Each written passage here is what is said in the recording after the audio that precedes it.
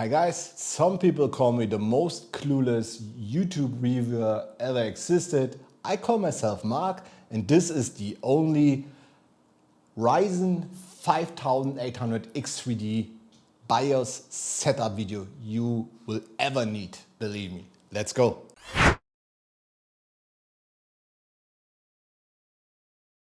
So this is my cat Tiger. If you're new here, it's a Bengal. Basically, she's the reason why I have subs. The rest of this YouTube channel is just a joke for the most of them or for the most people.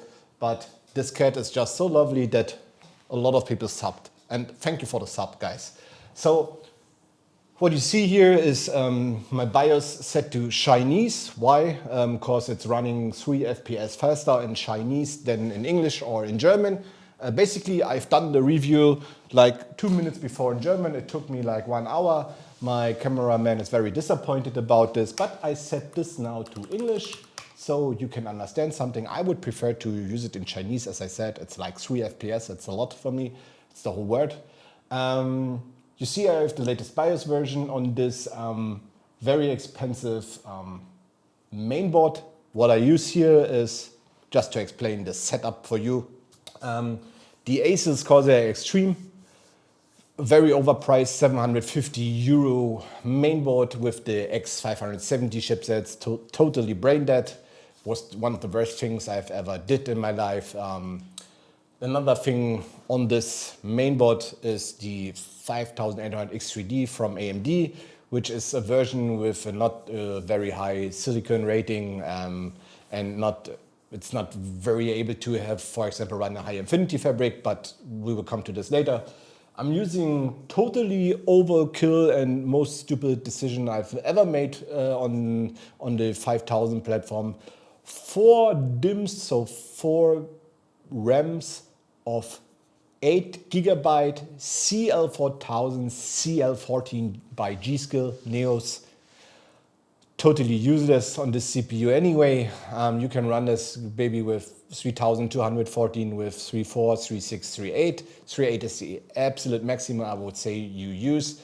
And then please only buy 2 DIMMs with 16 GB each.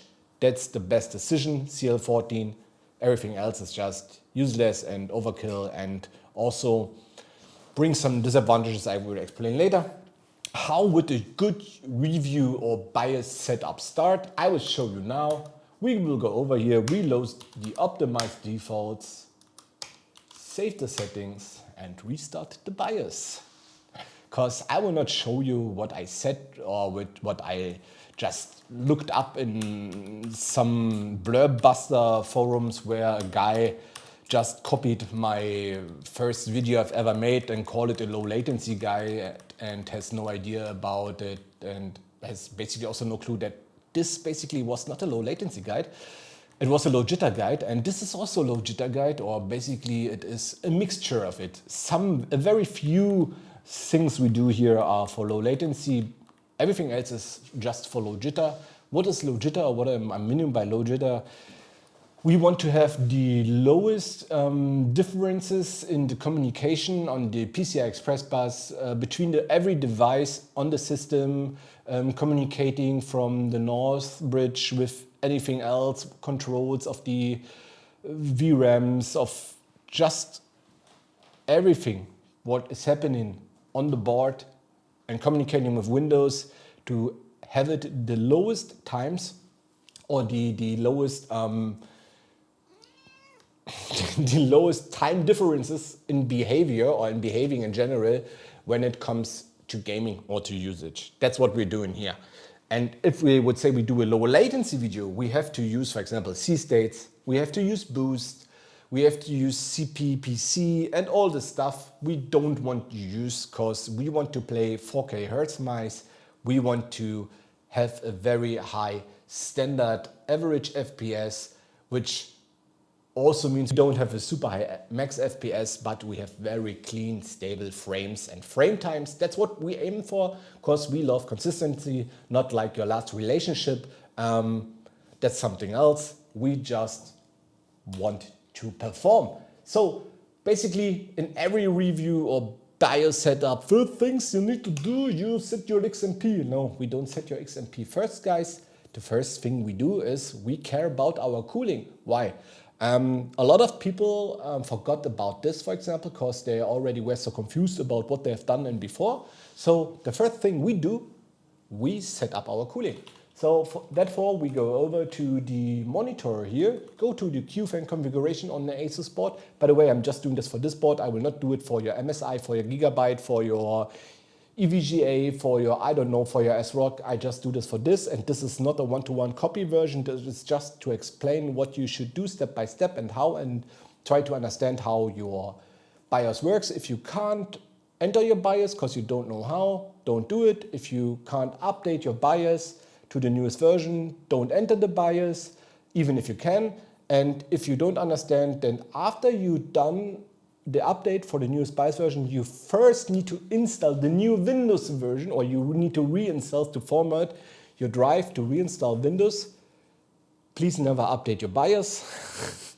So now you know, update BIOS, reinstall Windows, make this video, or try to understand it and make it then. We go to the QFan tuning. Why? We use some of the 4-pin connectors for PWM controlling. Some of my cooling gear, which is a Mora external with a dual D5 pump system on the Mora 420 Pro stainless steel version, which is a very huge external cooling system, custom cooled loop with the heat killer, CPU killer with the heavy backplate, acetal version black, which is basically necessary for the CPU, not gonna lie. This was the only clever move besides buying the CPU. No joke, rest was like totally stupid. A 300, 200 mainboard would be enough, and RAMs for 200 euro would be also enough. You don't need to spend like, I don't know, 2K on this PC. Now with the new 299 euro price on the 5800 X3D, you easily can have the same performance for half the money. So you see, the ASUS tool, the QFan tuning, identified the stopping points by the PWM connectors. So they read out the ASUS QFan tuning registers the rotations per minute or per seconds, per minute I think, and also finds out where the dead point or the 0 point is, at which voltage and which ampere, so which power surge the whatever cooler you use, fans you use, I mean, are just going off, switching to off, and on which point they are on the max. So that's what you've done here. You just done the automated identifying curves by ASUS. That's cool. It says auto detect everything. Would be nice if you know what you have done. If you only use PWM, so 4-pin connectors, please set everything to PWM. Why? Sometimes ASUS has some problems and failures, and then you have like what do you have? You have like to enter the BIOS and restart your PC, because it says, for example, that the CPU fan is not reacting or not existing and all the shit. Just set it to PWM because you connected it by PWM anyway. You always go full speed on your water pump. Use your water pump even if you use a AIO. Why? Because in general, water pumps need some more like power. Check this out on your mainboard book and then connect it right. If you use, for example, a splitter for like 3 or 6 fans to control them all with one setting, be sure the one you're using has enough power to power all those 3 or 6 or whatever you're using. So that's why we use PWM mode here. Also, I tried to use DC mode on those dual stick D5 pumps, which are powered externally, only controlled by this one. And I can tell you the jitter between the highest and the lowest on full power or full speed is too big. That's why I'm using PWM here too. As I said, everything to PWM. Here we set everything to full speed. Now you will ask me why, because we can't set it off, and we don't need a control, because remember, if you control something somehow, you need to, or you set some numbers which are like marks to check, to compare with. That's controlling. You set something and it gets compared in an interval. And if you set everything to some numbers, it controls everything of this, and you don't want this. The only thing you want to control maybe is if you don't want to use your radiator fans, which are these one, radiator fans. It says itself, they have some more power than the normal chassis ones. You can set, for example, to manual, and you can set it by hand. One thing I would say is try to use the lowest or the highest amount of the low limit, so it's 600 RPMs here. And then you go like for the slow down, so when your fans rev up and the temperature from the CPU drops, they stay up on the level they reached for another 204 seconds until they drop down to the next value, to the value which is set to the temperature the CPU has on this point then, or on the time, or after this time frame of cooling.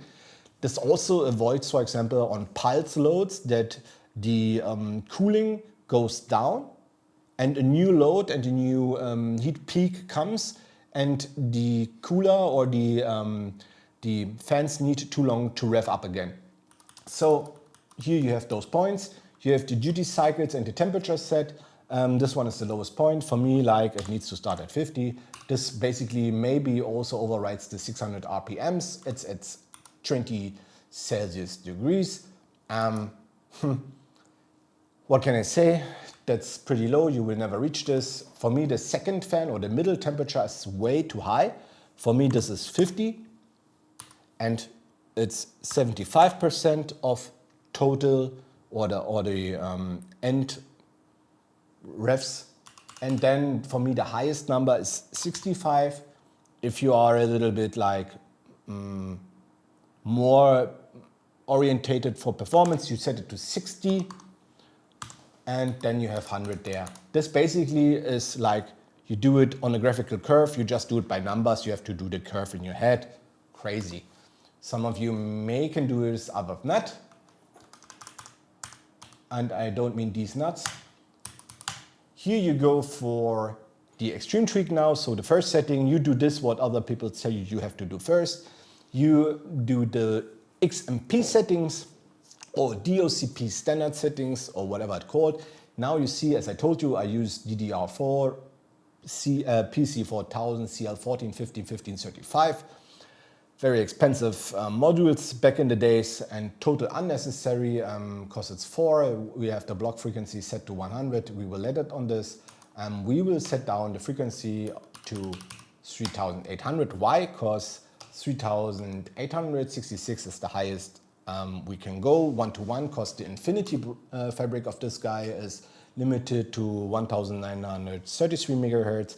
And on this you have a lot of infinity fabric jitter and problems with the sound and with the communication itself. So we just leave it 3800. 3733 was like the sweet spot on one-to-one, which AMD explained on the release PDF file when the 5800 X3D came out, which I said that's the best amount for lowest latency, blah blah blah. Yeah, okay. I can tell you it's not. You can go way faster. Here you go for 1900. That's basically the one-to-one ratio you want to achieve. If you have, for example, this set, you just go this. That's also very good if you have CL14. And honestly, even if you go down or you only have 3200 megahertz, but CL14 or CL12 or whatever, it's still very good, because the higher amounts of frequency will not benefit this much as on other 5000 series CPUs on AMD. So I go back to this. We have it like this. We let it like this. We activate the core performance boost. That's what we have done for now. That seemed to be this. What we do now is we save the changes and reset, and then we go back into the BIOS. So after we went to RYZEN, we just start the video again. By the way, never go to RYZEN if you are in Berlin or in any other German city where RYZEN is. RYZEN is like McDonald's only for chicken. Don't do this. Save your life and your taste. So what we've done now, TPU, we just let it on keep current setting. What is TPU? It's the tuning from ASUS. You don't want to auto-tune your system by ASUS. Believe me, you don't want to have ASUS, Armory Crate, or whatever program from this company doing anything on your PC. Don't do it. Also, you don't want to let the slit or however this guy is called do something with his strange Fmax enhance or whatever it was called. What a shit. You set this to none just to be sure. I know this is for the TPU tuning, the base setting which is orientating on. We just set this to none. Thank you. We go into this here. We go into curve optimizer and we change nothing. I know we can change it on the newest BIOS, but that's another video. This takes up to 30 minutes, 45 minutes just to identify which are the correct numbers for your CPU. And if your cooling is made by Li and you spend 80 euro on it because it's a 180 AAO, never do this. You don't even need to try. It will not happen. Okay? So we just continue. We go into DRAM timings control. Everything is set here because we used the DOCP standard settings. We also could use one of the memory presets in here. This one will work. It also has a lower voltage than the one we use now. We use way too high, 1.55 volts. The normal or the max SoC voltage for RAM on this CPU is 1.45 volts. And honestly, it would totally make sense to do this, to just go with 2.45 volts. We have settings, they have this, like this one, 2 times 16 gigabytes of B die, but we also have like totally brain dead 1.8 volt. I have no clue who's done this. This would work too. This is also working. I tried this also with 1.45 and then I went down, set down everything to CL12. Works fine, but you can't do anything then. You only can run setting.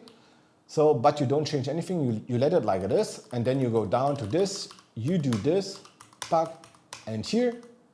Why? Because you don't want to power down and you want to use Command 1T for dice, so not for dice, for DIMMs, so 4 slots, dual channel set for RAM-Riegel, we say in Germany. I have no clue how it's called in English. For RAMs, you put into the slots and you have like the full set RAM setup on your mainboard, which is not the best option. The best option would be 2 16 gigabytes or 2 32 gigabytes with like PC 3600 CL14 or 3800 CL14 on this chip. This would be the ideal one you can do. Why? Because you need less voltage and less power, so the power drain and power consumption is less over the SoC. And this will have some advantages in sound, in communication in general, in power surge in total, in just like how the overhead is of the CPU and how it behaves and reacts on signals. Also the sound would be better and you can set down the voltage on the RAMs. So you could go for 1.45 volts with the same amount of RAM, with only using 2 RAM slots, which would be also in favor of the SoC acting with a natively higher hertz on the communication with the RAM slot. So the bridge which is used on 2 RAMs, it's also, by the way, on the 7000 series, is pretty much the same. With 2 slots set only, it's way faster. Just to understand why you would do this. You don't want to use 4. I will never use 4 again, by the way. That's why my next board also only have 2. So never use 4. What we done here on the external tweak, that's basically everything around voltages, setting voltages, load lines, curves, power drain limits, so power consumption limits. That's pretty advanced. Some of your mainboards, or you don't have a mainboard maybe which has even this much options. The 750 euro overkill, stupid as fuck mainboard has a lot of options. You don't need them. One thing I can tell you, if you set your CPU load line, do yourself a favor, set it to 1, max set it to 2, but never set it higher. Even if someone who is saying he's the overclocking god says, just set it to 3, 4 out of 5 to have most power. Bro, the thing is, they all start at the same point.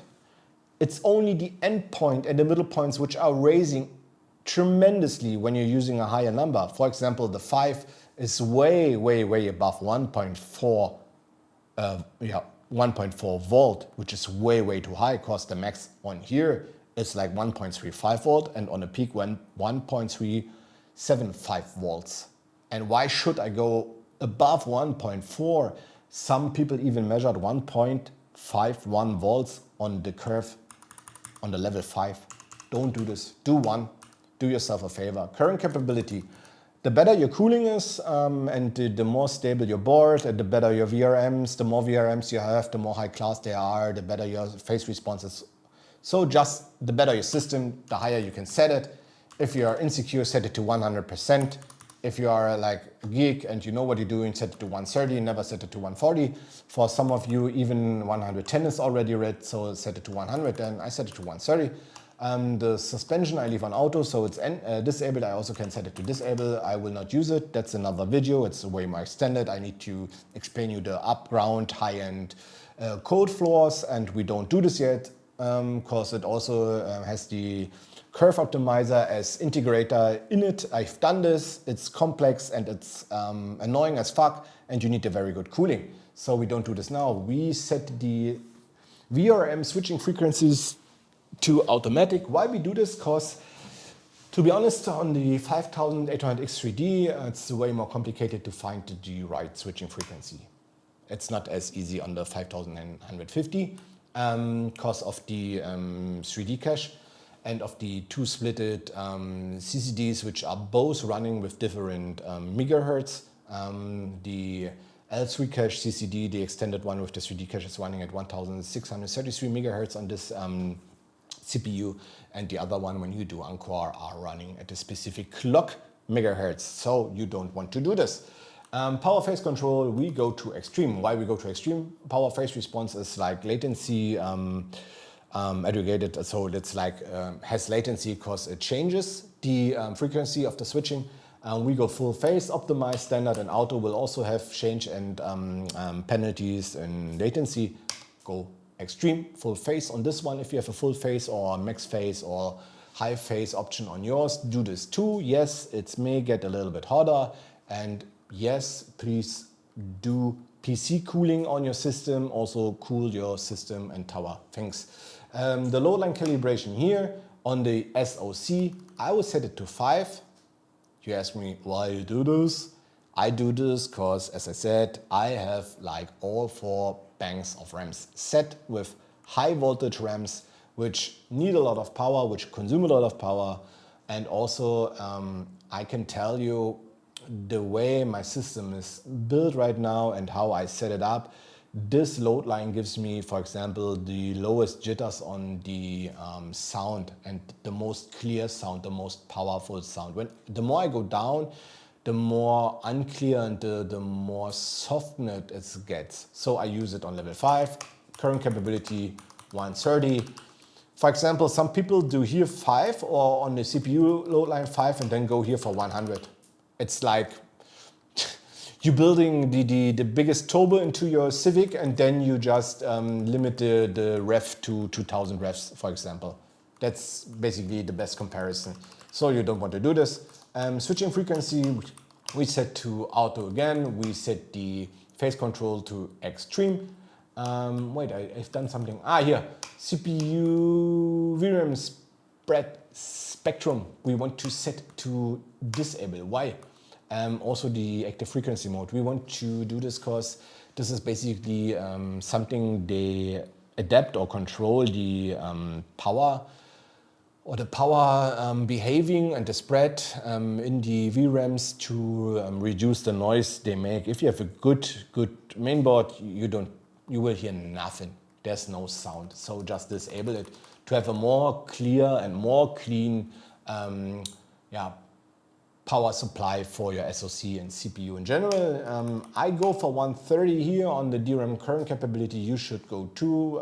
If your RAMs don't do this, please don't buy from this company again. Try to buy Samsung B dies, by the way. I would go for G-Skill Neos. The Neo is basically the better version for you because it's more and more widely accepted by AMD CPUs and X570 chipsets. So the switching frequency, again, we don't change. I tried, don't do it. We go out here, that's it. We go into the Tweaker's Paradise, the clock spread spectrum. We set to disable. Why we do this? Because we just set the one-to-one setting to don't get into penalties by an asynchronous setting. So also we done the 100 megahertz block. That's it. Here, no, it's not. We go down here. If you have to set the clock amplitude to high, what is it? I think on some ASRock mainboards, it's also there, and on some tough mainboards, it's just to have a more clear, more identifiable signal on the communication of your system. This I go to disable. That the Pro mode represents is the South Bridge. I don't use anything connected to the South Bridge because I'm a North Bridge guy. No, it's just a joke. Basically, I don't have anything put it in something which is what is controlled by the South Bridge. So we just leave this. I will show you the insane stupid 1.55 volt. They're red for a reason, by the way, guys. So it's just dumb as fuck. We won't set anything here. That's it for now. On this one, on Extreme Tweak, and everything we set here on Extreme Tweak, some of the stuff we set here will now on the advanced settings appear again. We don't need to set them again there. Why? Because we set them here. That's why we done it here. Because this is like a collection of the important stuff for you to have it easy for people who not want to go in deep as we go today. And I like to go in deep all the time. That's why we disable this, because we don't play Valorant. We are not pussy. And here we just disable this. That's it. Yes, that's great. We disable cool and quiet, also called PSS support. I don't support cooling and be quiet. I'm loud all the time, as you know it if you follow me on Twitter. If not, just do it. It's funny as fuck. And also you get the newest leak all the time. And I just anti-simp everyone there and try to piss off some people on a daily basis. We disable the SATA ports. Why? Because SATA controlling is a part of the PCI interconnection from the CPU and also from the North Bridge, and you don't want to have communication there or checks or interrupts or whatever. Just disable it. Thanks. Here we set everything to off if you can, or stealth mode or whatever you want to set it. I disabled this one. Did I do this on the German version? I forgot about it. Oh, I forgot about it on the German version, guys. I forgot about it. We disabled the 10 GB LAN card because this one is not connected over the PCI Express bus. This one is. It's PCI Express 0, direct port connected with lower interrupts on the CPU lanes. Yes. Really? And it's fucking fast and you feel it. And this is the controller for the 3.0. That's the ASM one. This one is, by the way, the this one. Wait a second. This one is USB-C controller. That's why you, haben wir vergessen. That's why you can set the ASMP support here. Some devices you connect over Thunderbolt needed to perform in the highest state, others not. We had it like when it was disabled, the external SSD we're using, which is a 980 Pro in a case, was only doing like 300 megabytes per second, and then I enabled it, it was up to 800, so always over 700 megabytes a second on data transfer. So you should enable it. You can do whatever you want. You should let it to set like this. Why? Because if you do one of those two, you disable the full 16 lane support on your PCI Express 1 slot for your graphics card. Now you know, if you do this, it's 8 lines only. That's why you don't want to do this. The Wi-Fi controller, I would show you disable because it's useless. Bluetooth is useless. If you need Bluetooth, I don't know, guys, for what? So USB audio, you may need. I use it as input from my Go XLR over to the system because I use dual stream system. That's why we can record this, by the way. And yeah, you can set this by manual to Gen 4. If you have, for example, problems with the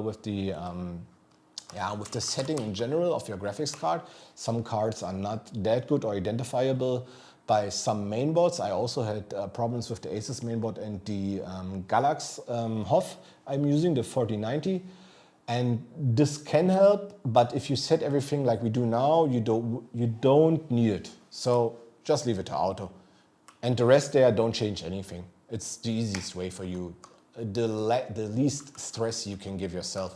PCI subsystem settings, you go to the resize bar on auto. Why? Because you want to use resize bar. It's fast, yes, even on Counter-Strike. No, it's not slow as someone stated. Lately on some hub or wherever, or on some AIM pages or on Calypto Discord or wherever the fuck you saw it, just tell the people to shut the fuck up. If you use old USB card from your mom to watch old pictures from 1960 or even before, from 1955, you can use this on enable. If not, use this on auto. If you're old-fashioned retard who is thinking disable will make your input more clean on your mouse, just disable both of them and go like this. This one you don't need to set because you don't need to connect to the Alphabet network to get into your cloud before you're starting your Windows, so it's disabled. Then you go here, you see there is no HDD SSD smart information because we don't use this. We go into the, I forgot, we did it already. Disable SATA, by the way. Never use SATA, just buy one SSD, guys. One SSD, 2 terabyte, the best one you can get. And use the O slot, the one directly below the graphics card. Why you should use it? And none of the others. And also don't use 2. Why? As I explained already, the splitting of the PCI Express lanes happens when you use more than one graphics card, when you use a setup with more than 2 SSDs, so more than one, so if you use 2 and 1 graphic card. Also, if you use the wrong SSD slot, it also splits and you only have 8 lanes for your GPU. And then people ask themselves, why is my PC, which costs €5,000, only performing 180 FPS in Apex? I have the same PC like you, Whale, and you have 300 FPS.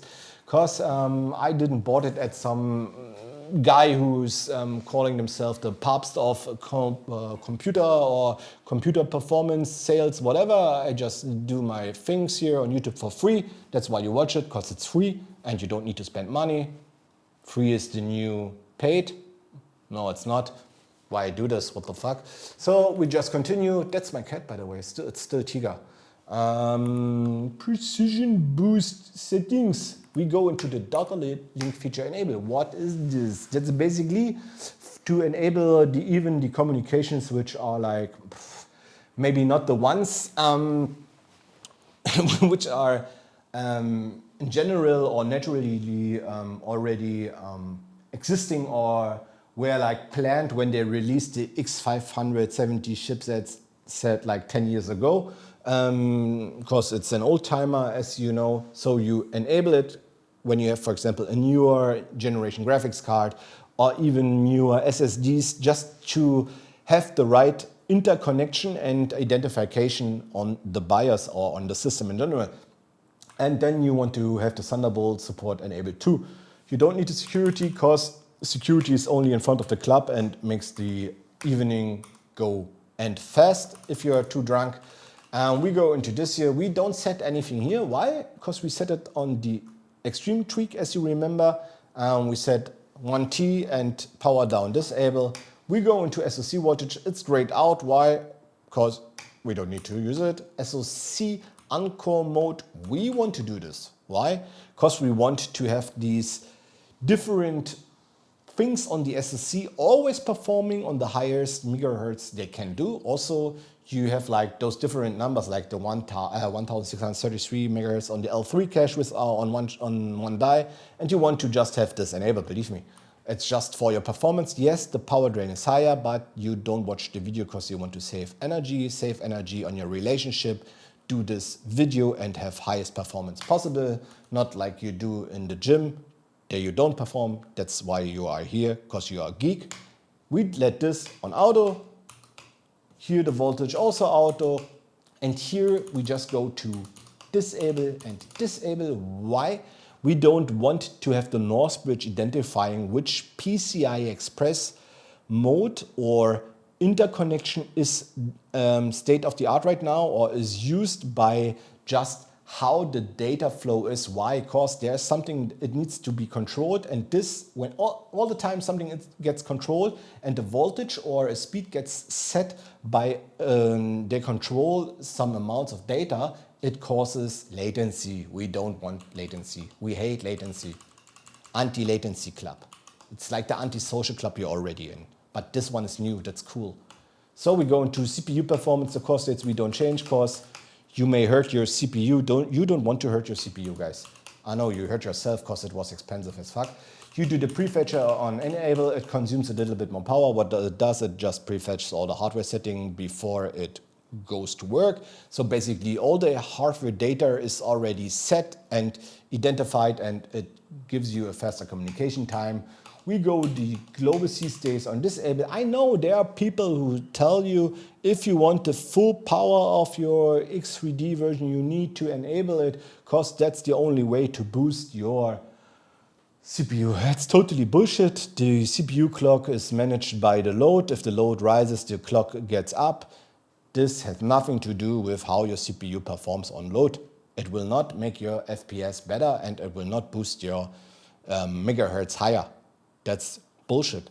It just introduces latency. Power supply idle control, typical idle.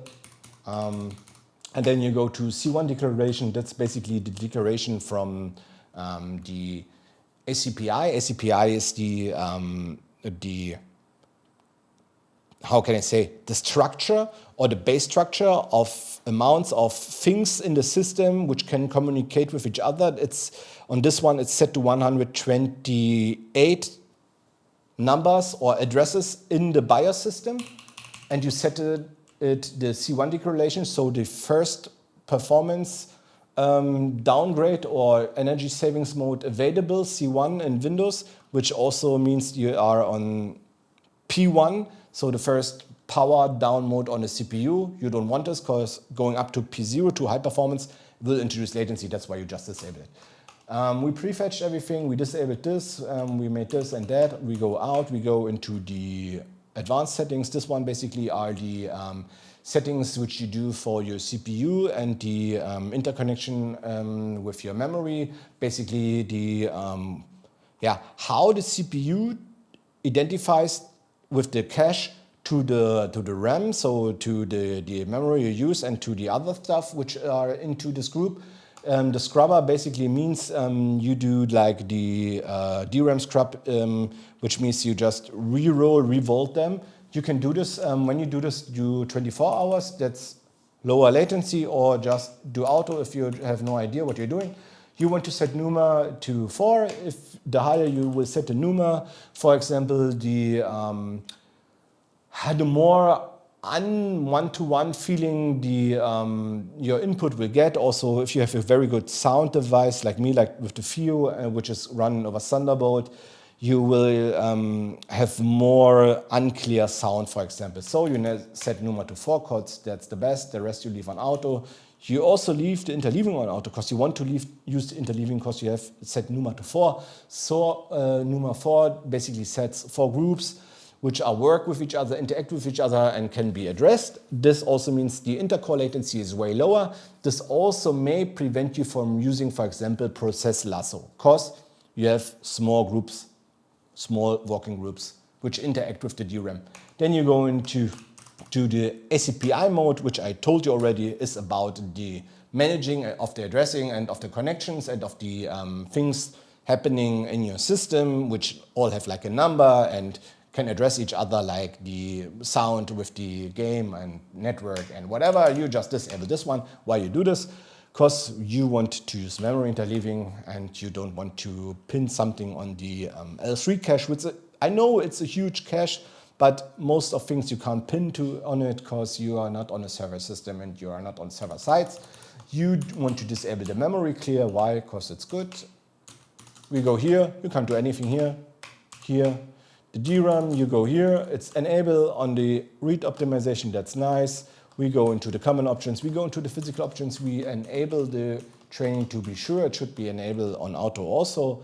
We go into security, we disable the TSME because we also don't use the security model anyway, so we don't need this.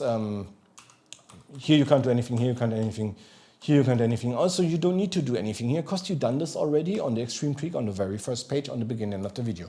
So we can go out here. We just go into the Northbridge I/O communication. This one is the I/O MMU, which I forgot to explain, by the way, that there is a single root I/O virtualization in a setting before, which you also basically don't need. You can try it, but most of you guys don't need it. For some people with for example, with a 4090 card or with the Intel network controller like I have, it gives you 2 more MAC addresses, for example, and a different interconnection when you have a very good router system or in general network system.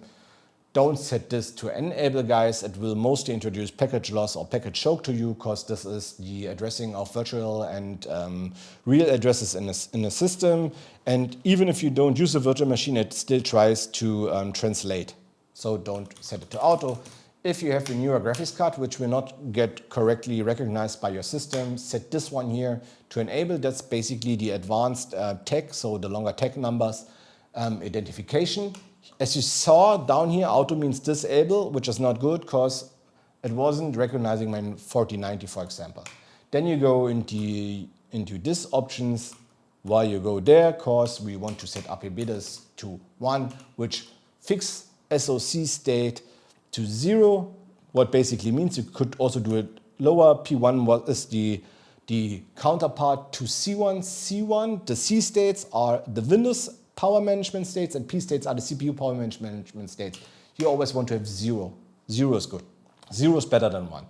So that's what you want to do. You want also to disable the C states or the DFC C states because you don't want to have the factory just behaving or changing the values it has right now for the communications, the bus, clock, and all the stuff. The CPPC is basically the register or the voltage and data control register from your BIOS and with communication with Windows, set by AMD or by your BIOS. You just want to disable it because this introduces a lot of latency and made a lot of stuff very, very mushy. So just disable, that's basically for this. Then you go into the Northbridge I/O DPM control. Remember, we set the automatic version to disable both, and that's because we set them here to 2, to the highest value. So this value is always stable on the highest clock, with the highest voltage on this clock rate. That's good. We have this, that's done. We are like having this, everything here. That's great, we've done it, wow, so nice. Remember, we want to do some other stuff. Boot configuration, we go the fast boot on disable, because it helps you on reboots. And with a fast boot enable, some updates you do on some programs will not get recognized because you need to, slow boot, not a fast boot, because on a fast boot, some Windows settings are not going down or just not going off and reset or restart. CSM you want to have disabled. Why? Because you want to use resize bar. We set with the 4G decode secure boot. You want to use Windows UEFI mode. Yes, you want to use it. That's basically it. Tools, we go with the HIE resources. We go to enable. That's for like tagging identification and the better understanding from the BIOS and the system with each other. So it's just like an help of identification for the resources and for the sets. you want to disable the Armory crate, and if you ever installed it on your PC, please uninstall every software from every publisher like NZXT for sure, uninstall the shit. ICU, Razer, Synapse, Chroma, whatever you installed, uninstall the fuck, reinstall your Windows. Never uninstall, try to debloat your system to just enjoy the pure power of your system, because every program running in the background will just make your feeling mushy, okay? It's like you're getting fatter and fatter and fatter, and at some point you can't even fucking pass the door because you're fat as fuck and no one can rescue you anymore, okay? That's it. Don't do this. So we've done everything here. We just do this. We restart the BIOS. Let's see if we can go into Windows. I hope so. Maybe I made a mistake, then we will not do it and my PC explodes.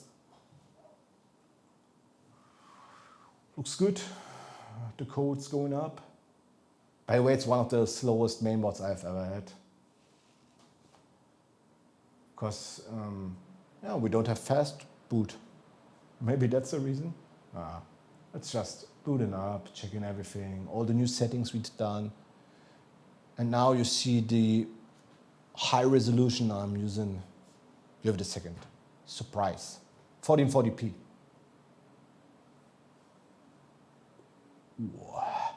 Colors are so bad. I'm using, by the way, pass-through from the Elgato. That's why it looks like this. Never buy a Elgato. It's another friendly reminder from me. Just use another solution. For now, I have to say thank you for watching.